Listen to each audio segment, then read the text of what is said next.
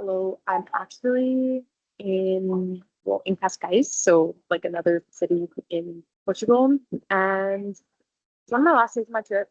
I've been a little bit like just in a bad mood like the last few days.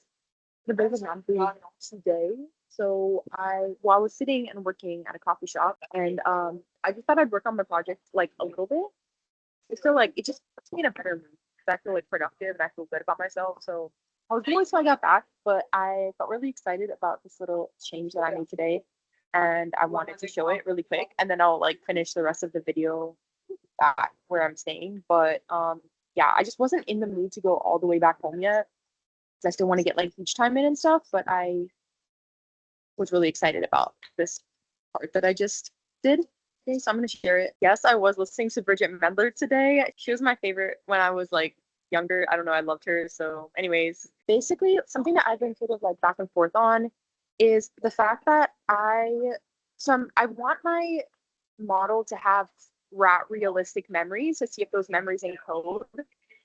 But the thing is that I was actually quite nervous for this part because I feel like it's a bit of like a jump where it's like a bit, I don't know, maybe like original. Like I haven't seen this much yet. And I just wanted to make sure that it was all like technically sound and like sort of experimentable, cohesive. So I did ask it. So based on the schedule I gave you for the rats and the tactile stimulation group that are getting a touch on the neck for 15 minutes and then going back, what do you suggest as a memory based on what you think a rat would actually experience in the world? And yeah, I was writing my own, which I've shown in other, or like sort of brainstorming them in other documents. But I really worried that I was gonna just make it like, I feel like when you run an experiment, you want everything to be like really tight. Like you don't want to have like a bunch of random like factors that could mess something up. Like I didn't want to have like, okay, one of them has too much to encode compared to the other, just stuff like that. So I did ask ChatGPT to do this part because I wanted to make sure that I had like an appropriate setup and it wasn't mess up. Plus, the cool thing was that ChatGPT was able to go a little bit further in terms of the kinds of things a rat would experience because I don't know what a rat would like remember. So it gave me like these little stories about what a rat would remember essentially. So things that I wouldn't have thought of. So for example, like limited forelimb movements, slick acrylate smell, stuff like that, fan vent noises. And then it basically it put it into this little table of things that should be in my model. And um yeah, so that was pretty cool. I just want to make sure I'm gonna probably still ask more questions, but I just want to make sure that it's all like fine, like experimentable. Like I guess each, like for example, there is a lot to encode here. Like there's a lot of uh, I guess I can still make it percentage wise, but like this one has like one, two, oh, they all have four. Okay, each section has four things except this one. I want to make sure that those things are pretty like solid because, for example, if the tail shop window, the only thing to remember is, oh, on top of her string case. Okay. Never mind. ChatGPT knew what it was doing actually. Everything has about four things to encode, which is good because then that gives it a little bit more cohesiveness. And then it gave me like these sort of names that are kind of gonna go into the code probably for what each thing is. And then it gave me one for just the touching, I guess. Like there's one that's gonna be medium arousal where they just get like a 15-minute neck touch. When I go home, I'm gonna make sure that everything here is like really good. Like, there's not too much off. Like, is this enough things as well? But yeah, I just want everything to be really, really cohesive, like the solid. So that's why I did go through ChatGPT for this, even though I'd already been brainstorming it, but I think that it added like more depth to it. Again, I don't have a collaborator, so there's really no one to sort of chat about it with, which is kind of sucky. So I was really limited to the scope of what I could sort of imagine from a rat. So this was like a good necessary shift. I think. Now we're going to the beach for like a second just to say I did something with my day because I've pretty much just been working to be honest. And we're gonna go home and I'm gonna work on this corner because like I said, my birthday is in 9 days and I'm so close to done. It would be so nice for the important stuff to be done before my birthday and then I can be like new year, new me. Okay. The soaking wet hair is definitely a look, but here we are back now. This is starting to feel like a massive task. I feel like it comes in waves where I'm like, oh, I did like a lot. This is so good. I'm so happy with it. And then like I hit these bumps where I'm like, this is a massive task and I don't know if I feel like qualified enough, or like I don't know if I can do it, but we must persist because I came this far. I don't know. I start to look at it sometimes. I'm like, is this like a mess? What's going on? I just want to feel better, honestly. That's like my main goal is I just want to feel better. And I definitely, this has made me feel better. Having this published, that's like my goal. That would make me feel a lot better. Like I genuinely think it would lift my spirit by like a million because this has been such a weight in my life, like this whole entire thing. Also, I've just felt so like abnormal, because I had so many mental health issues after this traumatic experience, all this stuff, and they were just sucky. I feel like they dragged me back in like a lot of ways, and they just made me feel like too old. I don't know, sometimes. And yeah, I don't know. I just feel like I want a win from it. You know what I mean? It's like, okay, this was for something, or like I have a win now. Like the win is me having published this paper, and then I can feel like not a flop, but a winner. From flop to winner. I don't feel like a flop per se, but I just think like I felt like it literally dragged my life. It was like a toxic energy vampire of my life. Was this whole entire situation, the societal like relationship to it? It was like a genuine energy vampire in my life where I just felt like it like dragged me back from feeling like okay, feeling happy, feeling like I can just be normal. And I just feel like I want to cut the energy vampire off. And the energy vampire is fantasy model. It's the way society treats survivors. It's my mental health issues that came from the trauma. It's the fact that we never do anything for survivors, and we believe men and put men above the mental health of women in practically every situation. And it's like it's everything. It's just the stack. It's an energy vampire. It's like how can you live with that weight unless you know it? Like I don't know. Unless you felt it, it's like you don't know how bad it sucks. So I feel like you are a useless and worthless person in the eyes of society, and nobody cares to believe you, do anything for you, help you, care for you mentally, physically, anything. And they like, it'll drag you down, feel like just what last little heavy weighty thing before we go into it. But yeah, it'll just really start to weigh on you mentally to just move through the world. And like, as long as you sort of are valuable in some way, shape, or form to the patriarchy, like as long as you're like attractive and sort of like an interesting object to look at, like you're chill.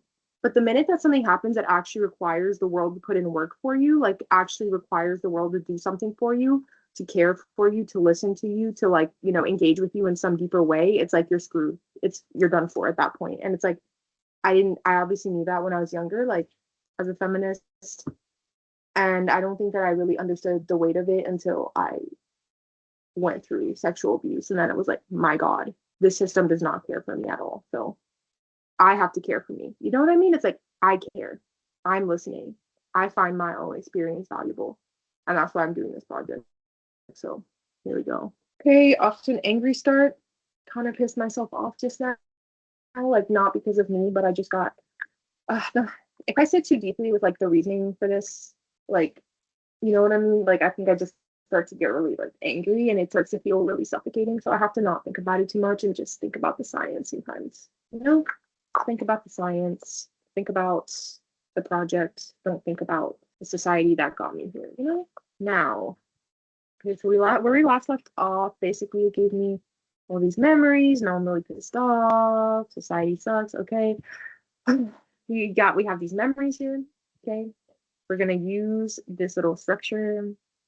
And so I basically asked it some questions about what is like, are some of these things appropriate? So like basically I just asked, is there anything you see in this design that would make the two pieces, the high and medium arousal piece, inappropriate to compare? I used to ask it from the point of view of a reviewer. It's been nice to have the advisor voice. I think the advisor voice is actually more helpful. So I'm going to keep asking it from that point of view, because sometimes I think ChatGPT goes like a touch far with the reviewer. Like I think the imaginary reviewer ChatGPT makes is like almost a little bit too critical, or like it goes into like, it's not that it's wrong, but it's just sometimes I think like yeah, I mean it's not bad, but it's just like it's not. Sometimes I think it just takes it too far, and then I get a little bit confused. So the advisor voice is definitely more helpful. I don't know why that is, but some of my strains, which I wasn't really as interested in. And then basically it told me some concerns, the validity mismatch. Obviously, so actually in real life, the rats, like in the study, the rats actually were touched in their home cage, but I'm gonna make them go to a different place. So it basically just told me to, because I'm gonna enrich the situation a little bit, but it basically just told me like, how do you know that the ACH paradigm you borrowed would still apply? Actually, like, okay, so it touched on this, but I was saying this the last time that I don't, the thing about making a computational model that I've learned over time from reading these things and then also from ChatGPT as well is that like obviously there's like a high degree of abstraction sort of to a computer. Obviously, like I don't know if it would happen exactly that way in an actual rat. Like if I moved it to a different place, would the ACH amount be different? But the important part is really that I'm just testing the mechanism, you know? Like I'm almost like assuming a perfect environment or assuming a perfect situation. This, yeah, so it just gave me like a few different things like that. I think it misunderstood some things because, for example, it did tell me that like obviously these are different things, which I asked it about earlier, and it kind of said it was fine. Um, Again, I don't think it matters as much because I'm just doing all this on a computer. I could have even like kind of made it up in a similar way, and I mean, it might be worth doing that. I don't know, but basically like obviously on a computer it's like it's just a computer, like it's almost like a numbers game. I'm just like obviously I almost feel like the little like tags of like where they are is really just for me to make it easier to keep track of where they are and to give it like some memory content. Like I could have done this all with numbers, you know, and it wouldn't really like, it's like still kind of fine, I think. But so it told me to make sure that I highlight that. I also think it kind of misunderstood because it says that this sensory, the non-painful neck stroking, is neutral or positive, but actually the rats really didn't like it. Like they were actually even went into like a sort of freeze mode with it, to the degree that I even thought that maybe I should use one that was a little bit less stressful. But I think it's good that they have a negative relationship to it because it keeps it a little bit more consistent. So yeah. And then this one, obviously there's like a different like that's literally the point. And okay, again, so they said they'll be quick to pounce if you claim this proves trauma fragmentation is caused by high ACH. I'm not even trying to make that full claim.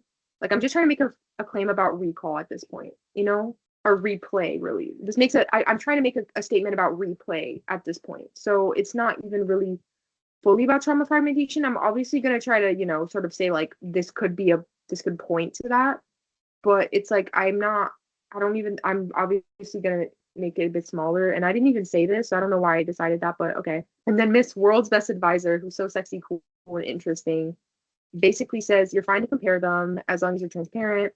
Okay. I hope that's fine. It's so incredibly difficult doing this without another person that knows what they're doing, because it's just like I don't, I just want a more real opinion. It's really hard to like make, because I have to make the decisions essentially. You know, like I have to make the final call and be like, okay, I think that's appropriate still. Obviously, I'm going to explain that I incorporated some abstractions to enrich this study. I still want to have a think about it though. We're going to open my drive now. I actually wrote my acknowledgement today, and I actually got really emotional. I even started like tearing up a bit because I'm thanking somebody that spoke about their dissociative identity disorder online that I followed. It sounds like you'll see when it's done. It doesn't like, it's not as crazy as it sounds. I mean, if I'm allowed to do that, essentially. I just kept it really simple, but yeah, I don't know. It was like, it was so meaningful for them to have shared their story, and it really, like I said in another video, it really kept me like focused on this because I was like, you know, people are really impacted and people are really hurting, and it's not fake, and it's not like I believe them. I believe them 100%. So, you know what I mean? It's like I believe you. So, yeah, I don't know. And it made me emotional because I was like, I felt their pain. They also like experienced like a really difficult trauma that they talk about on their Instagram. And yeah, I don't know. It kind of made me feel like the weight of like science, or I don't know how important this kind of work is, I guess. I just felt like a lot of care for them. I think that's what I mean. Like I obviously don't know them, but I just felt a lot of care for them because I understood their pain, you know? So anyways, I hate so much today. Like I actually feel sick. And then the person I'm staying with offered me like to make me food. And it was so sweet that I said yes, even though I'm so full right now, it hurts my stomach, but it's like my last night here, and they were so nice. And I was like, okay, I'll eat more. I can eat more. I actually ate a very similar meal to what they're about to make today for dinner. I'm so full right now. Okay, so this is what the rats did. So obviously these rats basically they went first into they're first in their normal cage. Then they went into a like a so first they were in the plexiglass chamber. Then they were in a plastic restraining device for the next 15 minutes. They were then for another 15 minutes in the plastic restraining device, and then they were back into the plexiglass chamber. So what I think I'm gonna do, the only thing I'm gonna like manipulate to keep this a bit more cohesive is that I am gonna have the rats basically in the medium section. So they're gonna go into like another place. Oh, wait a minute. Oh, so this is the main group, yes. The arousal group, they're gonna be a new location for next stroke discomfort. Then they're gonna stay in that new then they're gonna stay in that new location and like with no arousal, like nothing happening. And then they're gonna just go back to their cage. So I'm gonna keep that consistent as well. I'm not gonna lie, I'm starting to feel a bit overwhelmed, but I think what I should do is move this into the new documents I made for the rats, and I think that I'll feel like better because this will be like essentially what I feed the chat GPT for the experiment. I think it would be amazing if I could run one of them one time today. Like just be like, okay, this is actually like done, and like, I could honestly try to do like the no arousal rats, the low arousal rats, are they just non-existent? I swear I wrote definitely baseline rats. I should write control rats or something. Do I even need these? I don't know, because the other study just did a control group that was just the baseline. But I think because I'm comparing different like ones, is this getting too convoluted? Like, do I have too much? You know what? What we're gonna do is we're gonna open the method section has so many documents. We're gonna open another Google Doc. I'm gonna write like the trajectory of the experiment essentially and give that to ChatGPT. Oh, let me ask it like because I had some stuff that I thought last time and haven't had a chance to ask yet. I was thinking about Anthony Bourdain like a lot today. He lives in my mind rent free because I ate some sardines with potatoes, and I don't know, it just feels like something to eat in one of his shows, and he'd be like, yes, like in Portugal, like, it's so simple and yet so impactful, and like all this stuff, and he'd be talking about all about the sardines. I don't know, I just think about him a lot. I also thought of my grandma, because my grandma on my mom's side, she apparently really liked sardines. Actually, I have a recipe when the last time I ever saw her in person, which is so sad, but I was like 14, 15, and basically she used to make this food that was like a sardine cart. I don't know how to put it. It was like a pastry with sardines on it. And I like wrote that recipe down. I need to hunt it down and all the stuff from like my old house and make it again. I feel like it would make me think of her, but I thought I heard say the sardines. I wish my grandma had gotten to visit Portugal. I feel like she would have liked it a lot. I feel like my Brazilian side of the family, like at least my mom's side, they're not like nobody was really that like nobody's that outgoing. Like not outgoing, but like I feel like my family is more, they don't act like the typical Brazilians that I see at all. Not like completely. Like obviously they still acted Brazilian, but like they were almost very like, I don't know, just very very like had a bit more of a reserved energy to them. Not like typical Brazilians, but you get what I'm saying. Like I feel like the Brazilians that I see like out on vacation, like we're very reserved in comparison. But I feel like my grandma had she had kind of a Portuguese vibe to her. Like the people I've met in Portugal, I was like, I feel like she'd fit in here like a lot. But I feel like when I would see her, she was kind of like on the quieter side, you know? Okay, so basically what I asked of it is that I was thinking yesterday, oh my God, it's like a big old, oh my God, I've never seen one this big. This is a lot. Okay. Basically I wanted to have 12 rats for each group, which would be incorporated by running the neural network 12 times for each group, since I wanted to incorporate some randomness and averaging those results. But I guess it decided to change that a bit. Okay, it has the Nango model with the ACH, jitters parameters per rat, okay, whatever that means. And then it has a fragmentation index. It's adding stuff that I haven't really like 100% like finalized at all. So I'm gonna run it, but I'm very curious to see what this is gonna do. This is definitely 100%, like this is not perfect yet in the slightest. It kind of jumped done on some stuff. But I'm just curious what this is gonna look like. Let's see. I'm like kind of like, what is this? I want to learn to code so bad. That's like, I hope it's in my future. Like, I actually want to learn how to code this stuff because I actually, again, like, it's funny because, like, obviously ChatGPT is doing a fine job, but I think that there's something that comes from, like, there's something about, like, having the confidence that what you're doing actually is, like, okay, you did, like, each and every, maybe that's, like, the control freak in me a little bit, but I'm like, I want to do each and every piece. I want to know that I understand each and every piece. You get me? Like, okay, but what are some of these things? Like, maybe I could, like, maybe some of them could be different or whatever. Like, maybe, like, you know what I mean? It's like, I feel like I'm leaving a lot up to faith. I want to at least learn how to read it so that I'm like, okay, I see what everything is. Like, obviously, I have to let it make some of the jumps for me, but hopefully in the future, I will learn. You know what's funny is that everybody I ever met who was like coding stuff, like all the computer science people in my life, I will say they were genuinely like, I don't know about internally, but externally the most peaceful people I've ever met. Like in the sense of like all they, I swear to God, this is every computer science person at my like at my college. Like I can't think of like everybody. Basically, all they did was code. They all of them woke up early. All of them went extensively to the gym. Like most of them had like no like I don't know. I feel like they just minded their business. Like, and I feel like that's actually what my life has been like recently. All I literally do is just work on this project and like literally no drama, nothing going on in my life except for this. And I'm like, is this just is this like the curse? Is like a curse the minute you open terminal and actually put something in, like all of a sudden you have nothing going on in your like no drama, no nothing. Is that what's going on here? Maybe. Because I literally feel like I want no drama now. Like I feel like I just want to focus on my job and like that's it. And I did used to go to the gym. I have been so consumed by this project that I haven't because I feel like I'm mentally like just like I don't know, like I don't really have the time. But when I go back home, once this project is done, I got everything I need to start doing like calisthenics and stuff. I was like, maybe is this the curse of opening terminal for the first time and like putting like using Python something? I swear like nobody had their life together at my school like the computer science people. Literally, I had a friend group. I had a close friend group. Okay, no, actually, I had two friend groups, and both of those friend groups, each of them had a like a computer science person. Both of those people have really nice jobs.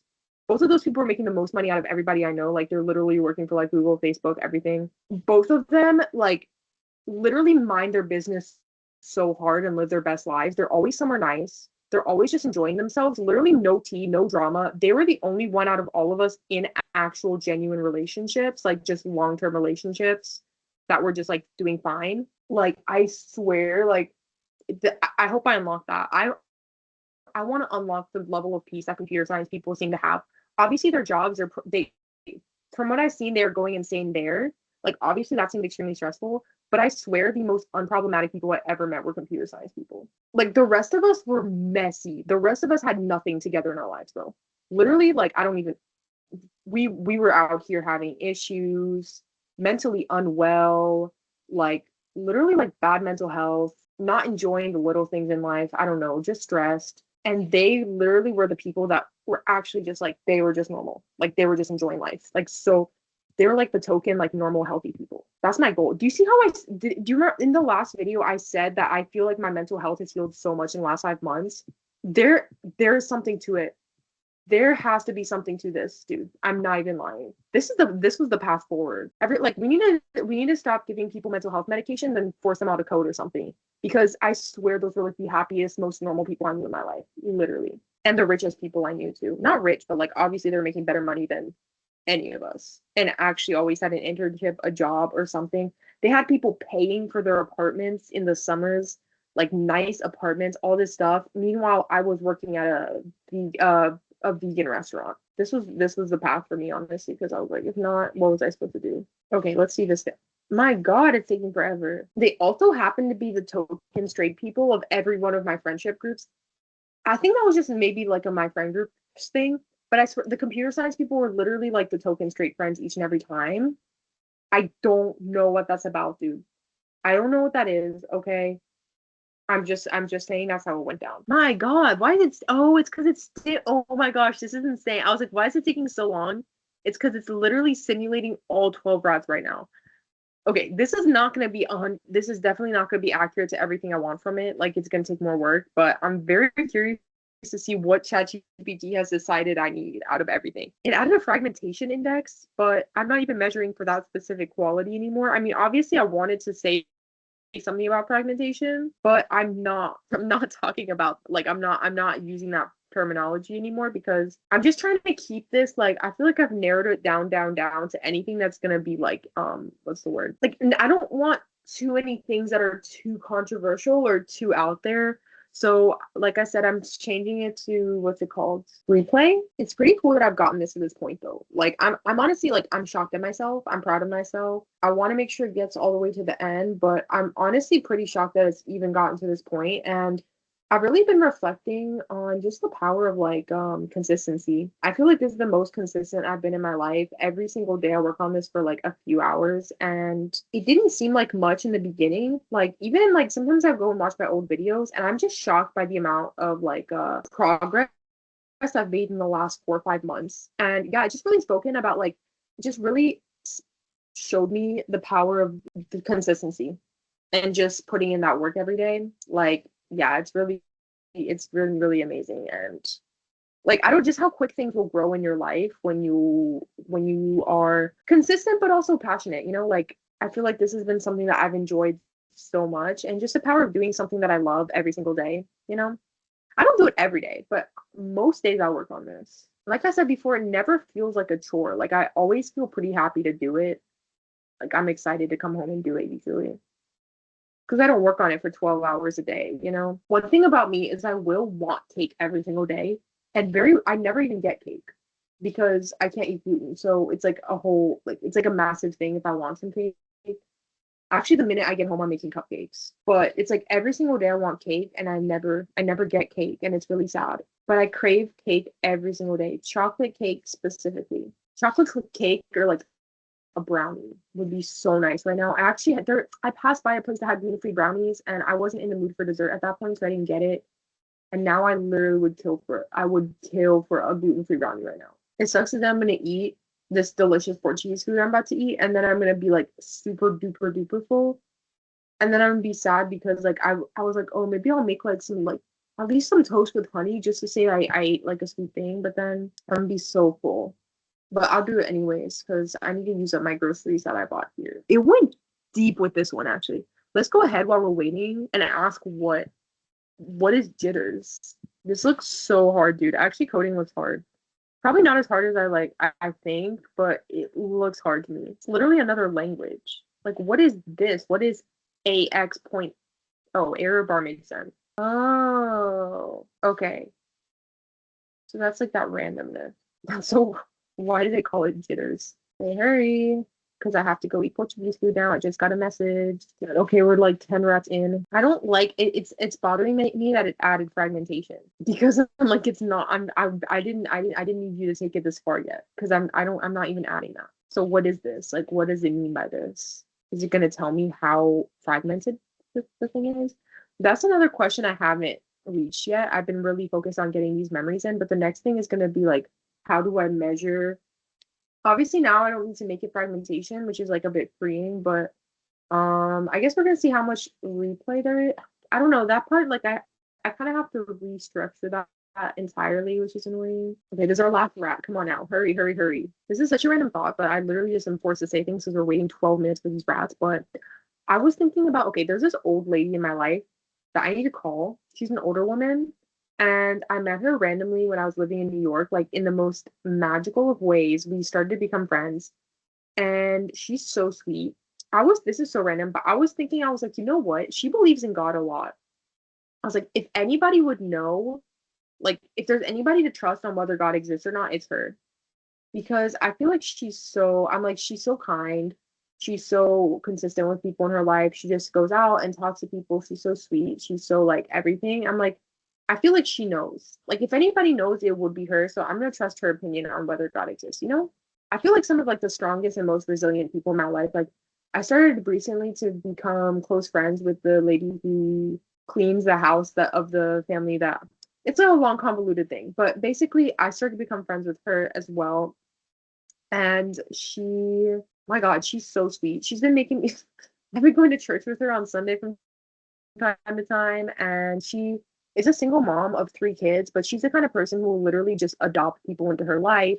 She's such an amazing mom, honestly. She escaped an abusive relationship. She and like came out stronger, and she's very independent. She makes sure to like protect her kids, take care of her kids, and she's just somebody who like I feel like those two people that I know, like they're so the way that they care for their community in such a deep way and show up for their community, for the people around them, for the people they care about is so beautiful and inspiring, and like they just go above and beyond. Like for example, she like this lady I've been going to church with, she actually has 4 kids. She has 4 kids, but she's she has like her family has there's like another kid who's actually not related to them. She's like half sisters with one of her kids.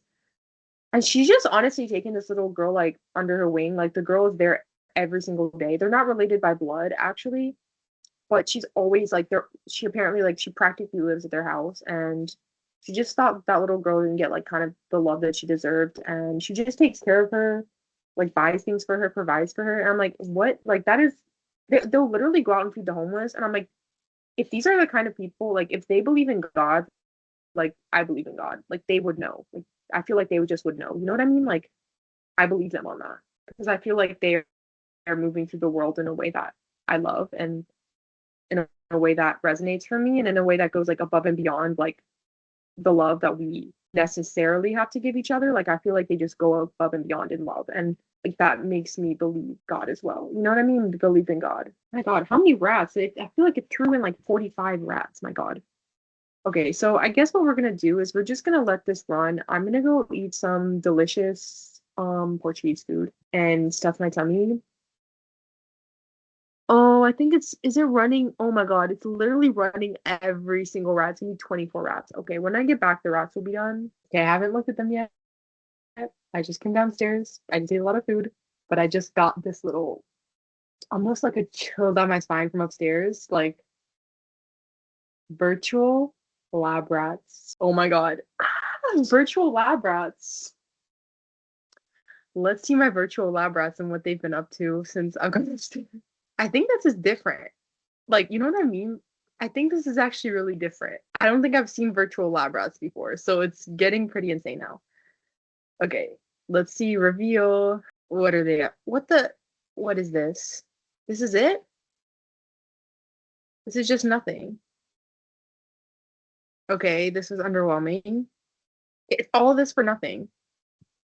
Okay, there's something deeply wrong here. Personal fragmentation index means nothing to me yet, you know, which I think might be the issue. I wasn't even planning on doing fragmentation index. That's not my like that was not my doing. That was ChatGPT assuming things. But obviously there's something wrong here because why are they just there's nothing to compare.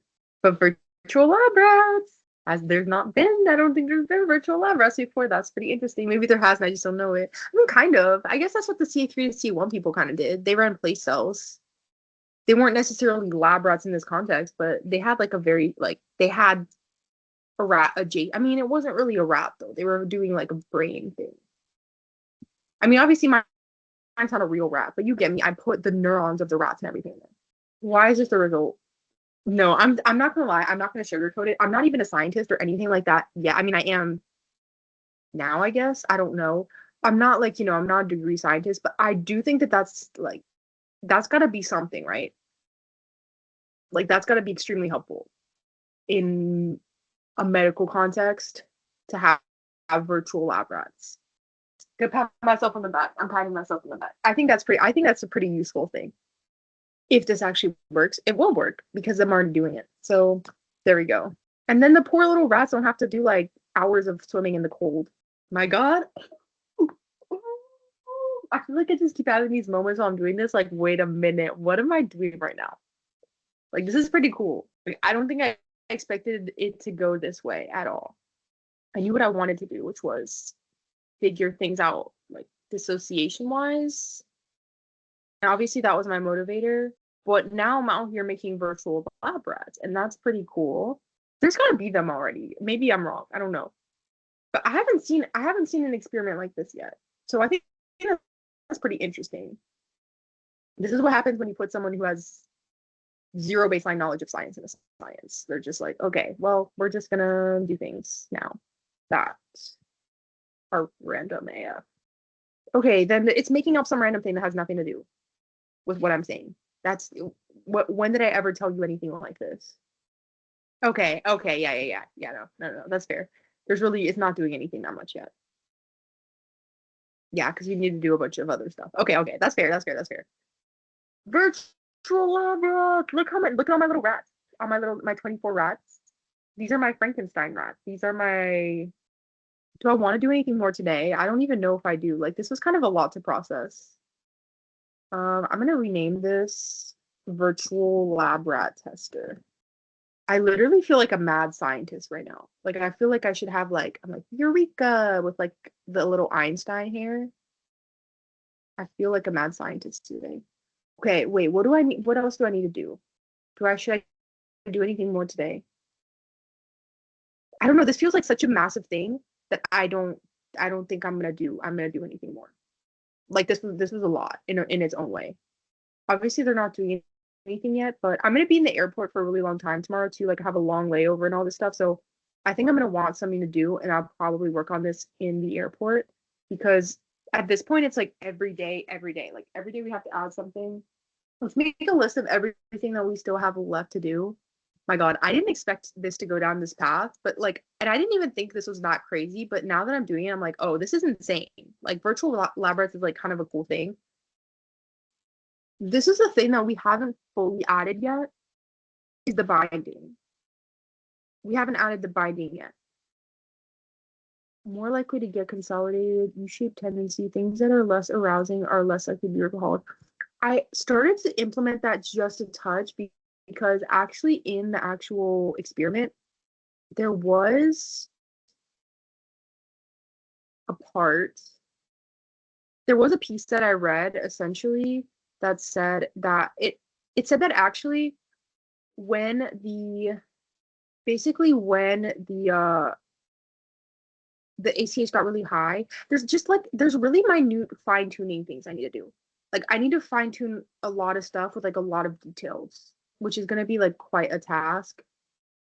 But that's like the basic setup of my experiment, which is kind of cool. Like that's like the almost like the method is now incorporated into the code. The basic baseline is incorporated in the code. But um basically what it said is that actually like in the paper, um when the rat was stressed, so I copied this little piece in. Basically, the increase in ACH release was apparently not accompanied by an increase in cell excitability or synaptic efficacy in area CA1. A recent study using the same stress procedure employed. So basically, okay, so what happened is that there would be an increase in cell excitability, but I think actually when they were released, wait, okay, let's just read it here, okay? So usually ACH would make is usually excitatory. So usually the hippocampal pyramidal cells they start firing more, or like they start kind of like firing up more. So if the ACH goes up during stress, you would expect them to get stronger, but actually, in what they found was that apparently during stress, the synaptic excitability didn't increase even though the ACH was elevated. So it's different in stress. And the only significant change in synaptic strain came after release, where these things were actually depressed. So less excitable, not more, which is interesting.